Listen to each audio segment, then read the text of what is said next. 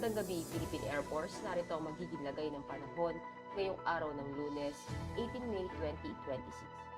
Sa kasalukuyan, Intertropical Convergence Zone o ITCZ ang nakakaapekto sa Southern Mindanao. Nagdadala ng maulap na kalangitan na may mga kalat-kalat na pag-ulan, pagkulog at pagkidlat dito sa may Zamboanga Peninsula, Navarre MM, Sorsogon sa Davao Oriental and Davao Occidental. At yung easterlies o yung mainit na hangin nagmumula sa dagat Pasipiko naman ang nakakaapekto sa Visayas at ibang nalalabing bahagi ng Mindanao. Nagdadala ng bahagyang maulap hanggang maulap na kalangitan na may mga pulupulong pag-ulan, pagkulog at pagkidlat. At para sa magiging lagay ng panahon para bukas, asahan natin sa Luzon at Visayas ang bahagyang maulap hanggang maulap na kalangitan, may mga pulupulong pag-ulan, pagkulog at pagkidlat.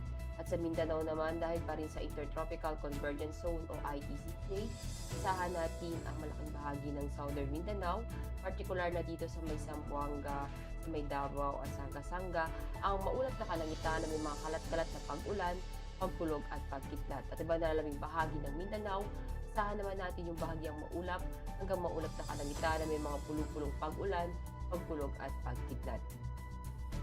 At para sa magiging lagay ng panahon sa mga susunod na araw, sa Metro Manila, asahan natin sa Miyerkules hanggang Biyernes ang bahagyang maulap hanggang maulap na kalangitan na may mga pulupulong pag-ulan, pagkulog at pagkidlat. Maging dito sa may Cavite, sa Lipa,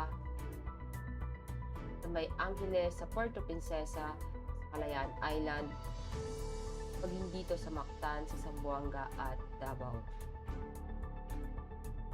Para naman sa ating heat index forecast para bukas, asahan natin ang 43 degrees Celsius.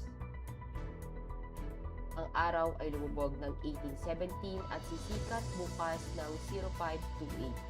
Para sa ating moon illumination, meron tayong 4% increasing.